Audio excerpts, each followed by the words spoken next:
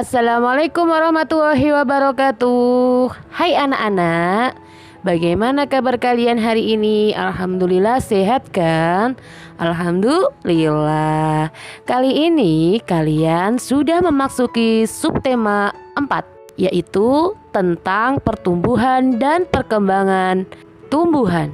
Pada pembelajaran satu ini, kalian akan belajar tentang pertumbuhan dan perkembangan tumbuhan. Perhatikan gambar tersebut. Ini adalah proses pertumbuhan dan perkembangan tumbuhan. Jika kalian meletakkan sebuah biji, kemudian ditanam di sebuah pot atau di dalam tanah, maka beberapa hari setelah biji berada di tanah, akan berubah menjadi kecambah. Biji tersebut menyerap air di dalam tanah, sehingga kulit biji semakin melunak dan menjadi robek. Setelah robek, tumbuhlah akar-akar yang dapat menyerap air dan zat-zat hara yang terdapat di dalam tanah.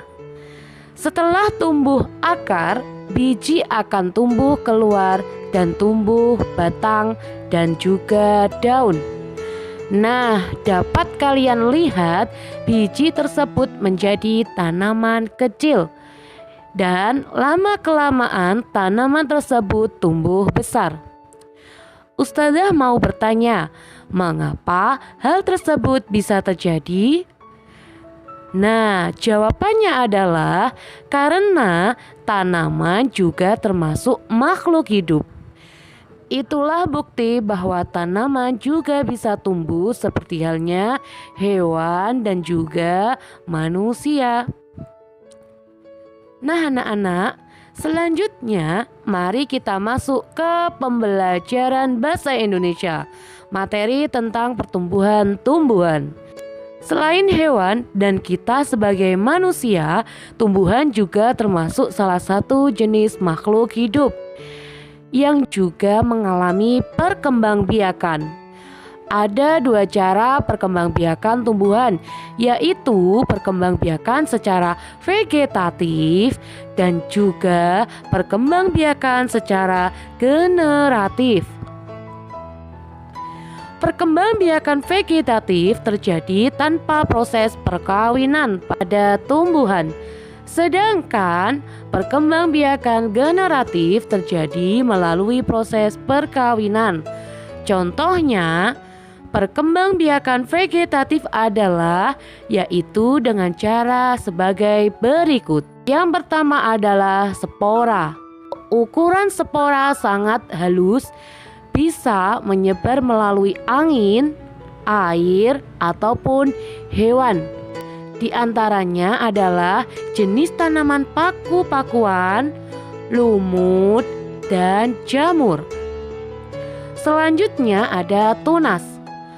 Tunas itu sendiri adalah bagian tumbuhan yang baru tumbuh di bawah tumbuhan induknya, seperti pisang, bambu, lidah buaya, cocor bebek. Selain spora dan tunas, ada juga umbi. Umbi adalah tumbuhan yang mempunyai akar yang membesar dan berisi.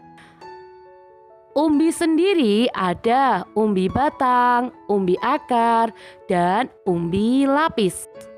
Contohnya seperti singkong, ubi, bawang, wortel, dan lain-lain. Selanjutnya ada rizoma atau rimpang. Sama seperti umbi-umbian, tapi bedanya batangnya menjalar di dalam tanah berbentuk akar. Contohnya seperti jahe, kunyit, lengkuas. Selanjutnya ada setolon atau geragi. Setolon atau geragi ini yaitu batang tumbuhannya menjalar di atas tanah dan ujungnya bisa menghasilkan tumbuhan baru. Contohnya seperti stroberi.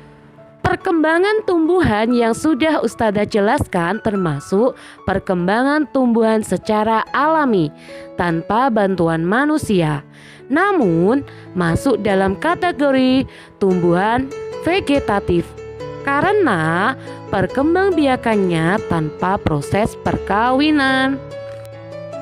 Selanjutnya adalah perkembangbiakan vegetatif buatan. Jadi kita bisa mengembangbiakan tumbuhan semau kita. Contohnya dengan cara stek, cangkok, menyambung, dan okulasi.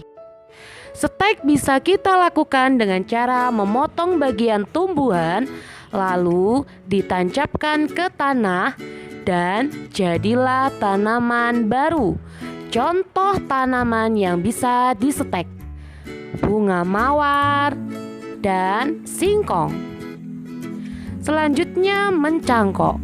Mencangkok yaitu melukai bagian tumbuhan atau batangnya, kemudian hasil melukai tersebut dibungkus dengan tanah yang ditutup plastik atau kain, sehingga akan tumbuh akar bagian yang dibungkus tanah dan bisa dipotong untuk ditanam, seperti pohon jambu, pohon mangga, pohon kelengkeng, dan lain sebagainya. Selanjutnya ada okulasi. Okulasi yaitu memperbanyak tumbuhan dengan cara menempel tunas tanaman satu dengan yang lainnya sama jenisnya. Selain itu, fungsi dari okulasi yaitu untuk memperbaiki sifat tumbuhan. Contohnya pada pohon durian.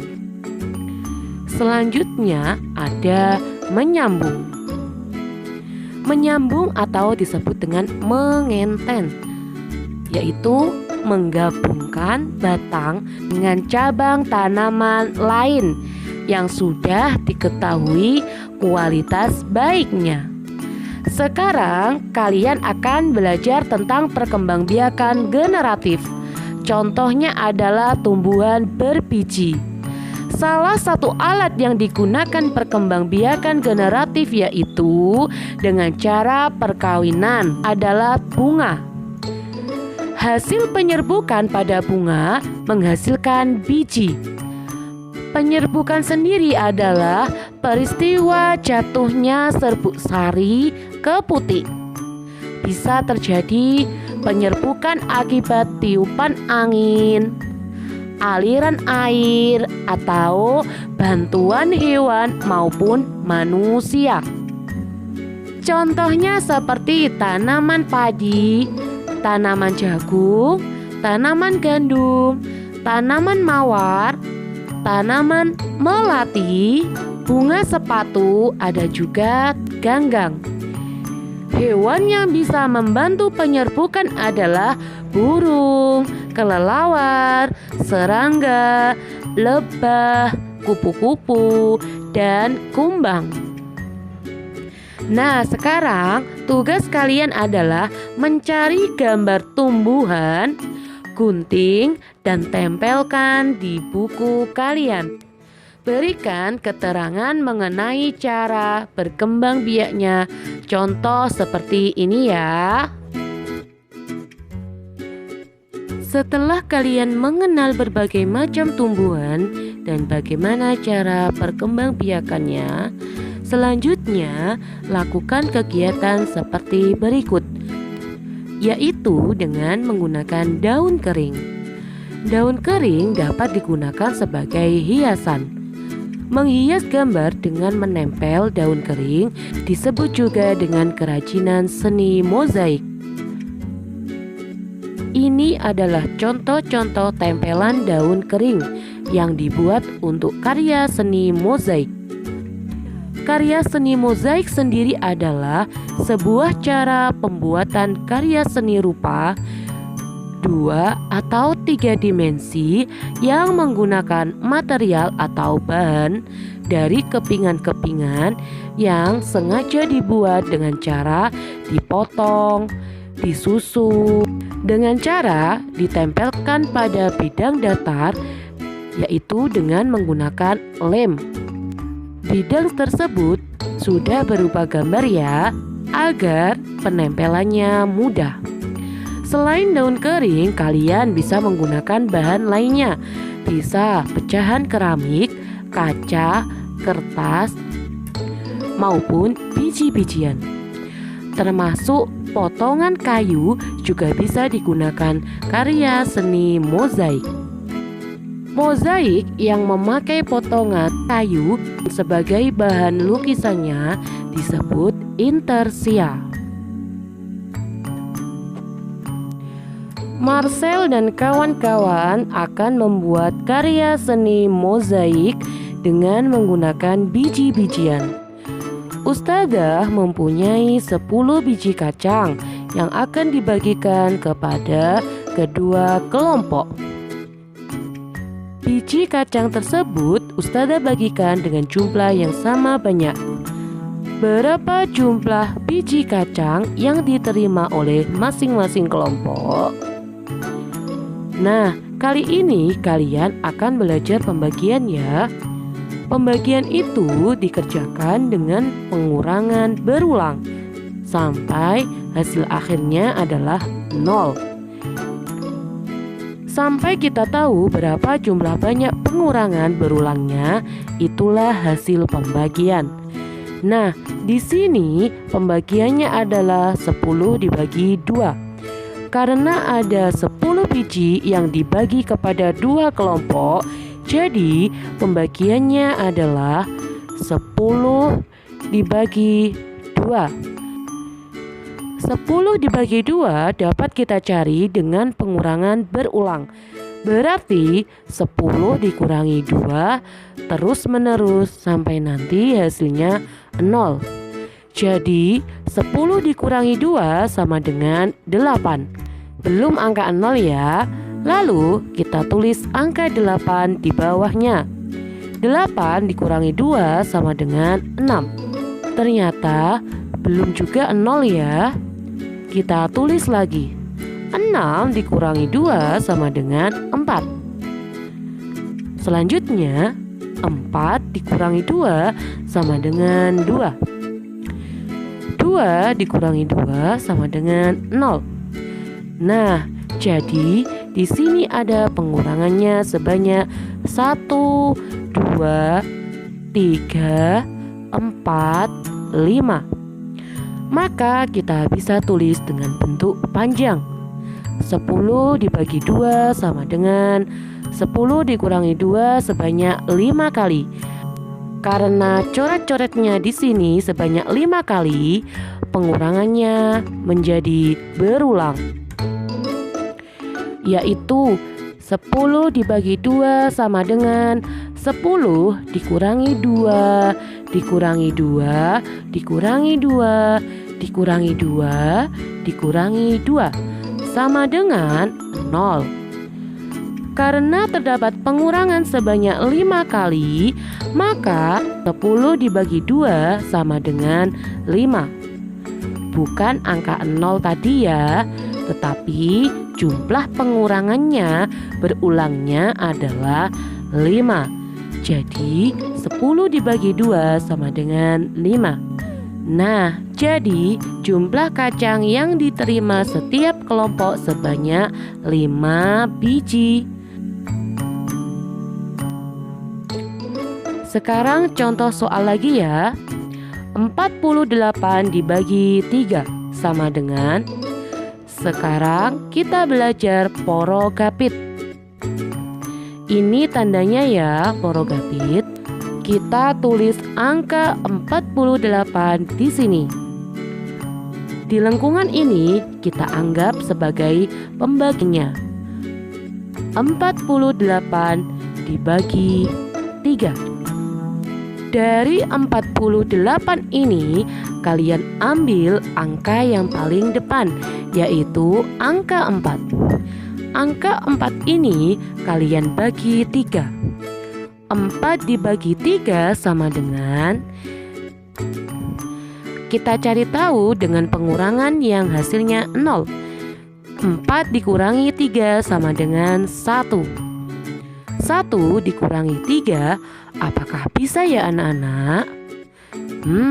Tidak bisa. Berarti hasil akhirnya tidak 0 ya. Nah anak-anak, kalau hasilnya tidak 0 berarti tidak apa-apa ya, karena di belakangnya masih ada angka lagi. Berarti ada berapa pengurangannya ya anak-anak? Ya, ada 1, tapi masih sisa 1. Nah, kalian tulis di sini hasilnya. 4 dibagi 3 sama dengan 1, sisa 1. Nah, satunya ini kalian tulis di atas ya. 4 dibagi 3 sama dengan 1. Sisanya singkirkan dulu ya. Berarti 4 dibagi 3 sama dengan 1. Sekarang kalian balik ya dari atas ke bawah. Kalau dari atas ke bawah berarti dikalikan. 1 dikali 3 sama dengan 3. 3-nya ditulis di bawah angka 4, lalu kalian kurangi. 4 dikurangi 3 sama dengan 1. Nah, selanjutnya angka 8 ini kalian turunkan di sini, sehingga angkanya menjadi 18. Lalu kalian bagi 3. Kita tulis di sini. Buatlah pengurangan berulang. 18 dibagi 3, kita buat pengurangan berulang ya. 18 dikurangi 3 sama dengan 15. Selanjutnya 15 dikurangi 3 sama dengan 12. 12 dikurangi 3 sama dengan 9. 9 dikurangi 3 sama dengan 6. 6 dikurangi 3 sama dengan 3. Dan 3 dikurangi 3 sama dengan 0. Nah, kalian hitung pengurangan berulangnya ya. Ada berapakah jumlah pengurangan berulangnya? Kita hitung. 1, 2, 3, 4, 5, 6. Berarti 18 dibagi 3 sama dengan 6. Kita tulis di sini. Sekarang angka 6 dikalikan dengan angka 3. Jadi 6 dikali 3 sama dengan 18. Kita tulis di bawah angka 18. Lalu dikurangi. 8 dikurangi 8 sama dengan 0. 1 dikurangi 1 sama dengan 0. Hasilnya adalah 48 dibagi 3 sama dengan 16. Nah anak-anak, pembelajaran kali ini sudah selesai. Semoga kalian memahami apa yang sudah Ustazah sampaikan. Jangan lupa tetap rajin belajar di rumah. Terima kasih. Wassalamualaikum warahmatullahi wabarakatuh.